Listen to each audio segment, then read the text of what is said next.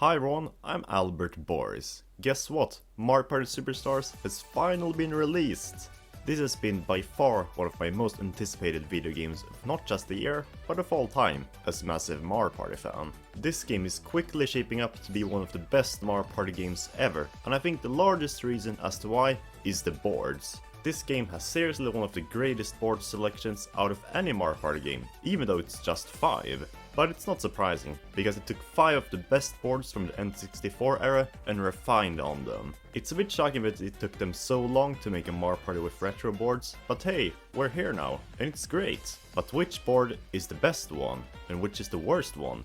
That's what I will look at in this video. I will rank these boards based on how good they were in the original games, but also based on how much they improve on their original counterparts. And before we start this video, make sure to like, share and subscribe to my channel, because at 1000 subscribers, I will make a ranking on every single Mario Party game. And make sure to follow me on Twitter, Discord and Reddit for updates. With that being said, let's begin.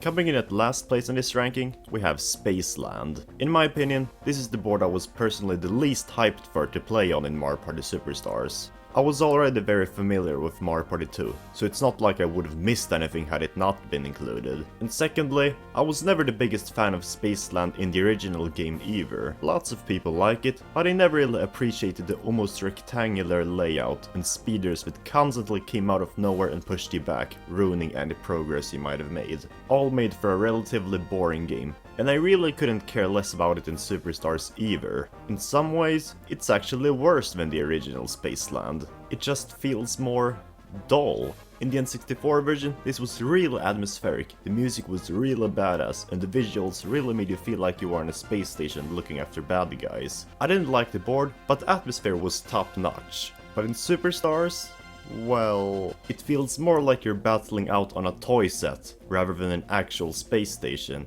This isn't necessarily a bad thing, I mean toy sets make for great video game levels. However, Spaceland isn't supposed to be childish. Seriously, just listen to the music and tell me it fits a toy set. Overall, it really takes away the atmosphere, and as a result, it's hard to take this board seriously while playing it. Now, I won't say I don't enjoy this board at all, because in some instances, I do. The music is still as great as ever, and I especially love the last 5 turns theme. It really makes you feel like a superhero. In the end, it was a subpar board in the original, and likewise, it's still a subpar board in Superstars. But it is, without any hesitation, my least favorite board in this game. Next up, in 4th place, we have Yoshi's Tropical Island. Overall, this board probably had one of the biggest visual renovations of all the boards. It looks so dope. I never cared for its visuals on the N64.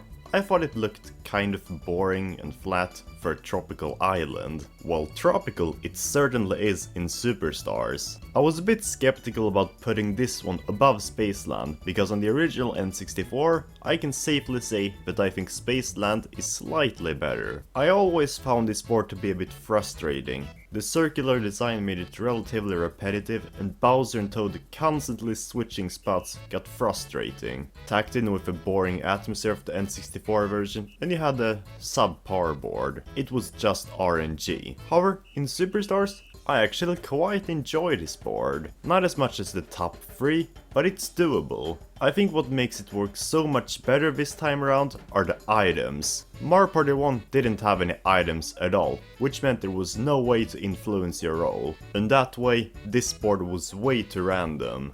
However, with Superstars having items, that means you actually have more control over this board. It's not just luck.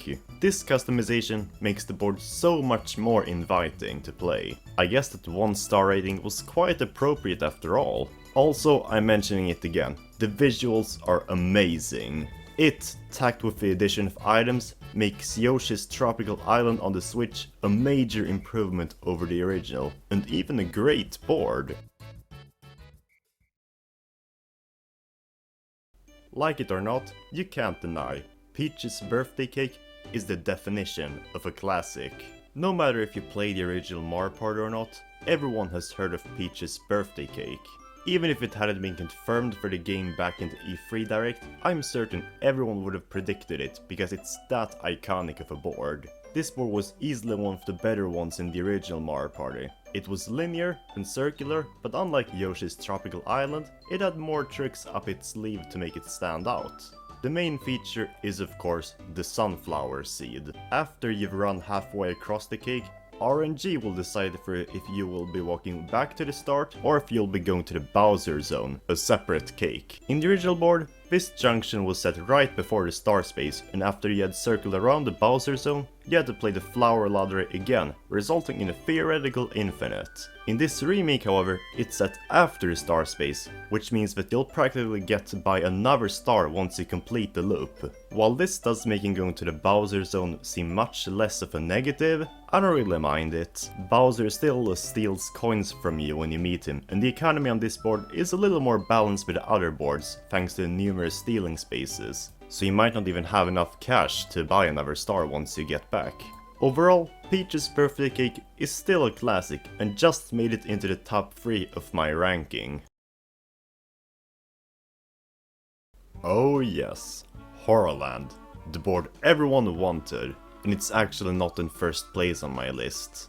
Whenever you looked at other people's prediction for what the unconfirmed boards would be in this game, at least 95% of them would include Horrorland. I didn't think it had much of a chance because of the visual similarity to the already confirmed Woody Woods, but boy did ND Cube outdo themselves on this board. I gotta say, Horrorland is by far the most visually stunning board in Mario Party Superstars. Instead of the somewhat spooky force of the original, this version has more of a graveyard aesthetic, which makes it greatly stand out not just Woody Woods, but even the original Horrorland.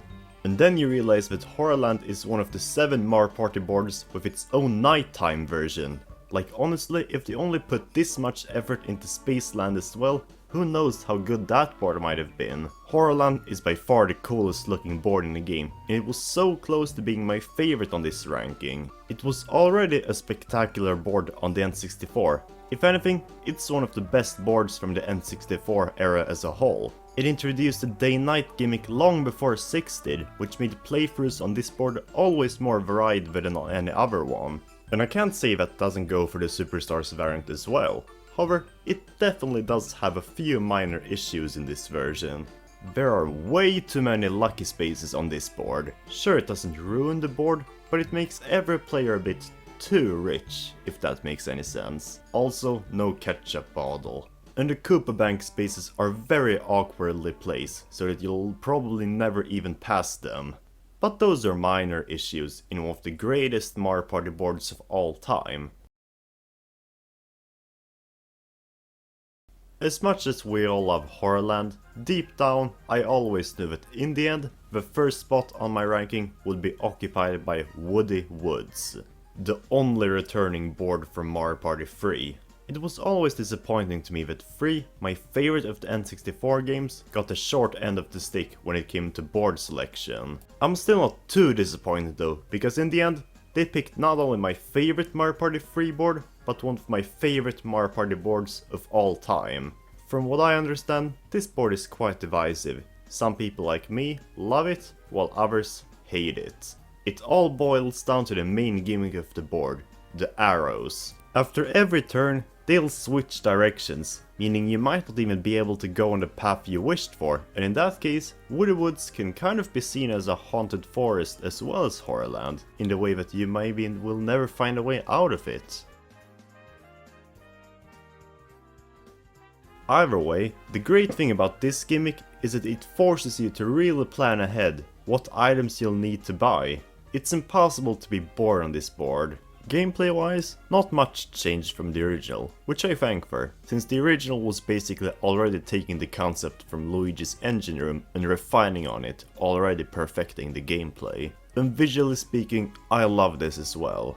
While I consider Horrorland to be the best looking board in Mario Party Superstars, Woody Woods has the most improved visuals from their original counterpart, and since this board is from 3, that's not surprising. While 3 had great boards, it had less great visuals. Aside from Creepy Cavern, the boards looked more like cardboard sets than actual settings. And Woody Woods was the biggest offender of this. The white routes just didn't mesh well with the lush forest. In Superstars, it looks so much more inviting, and the music is also so good. Especially the last 5 turns theme. It's epic in a different way from Spaceland, but still very epic.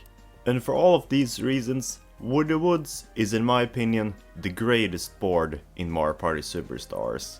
And so there you have it, my ranking on every single Mario Party Superstars board. Which one did you like the most? If you like this video, then please consider liking, sharing and subscribing to my channel. And stay tuned for more content about Mario Party Superstars from me. With that being said, I'm signing off.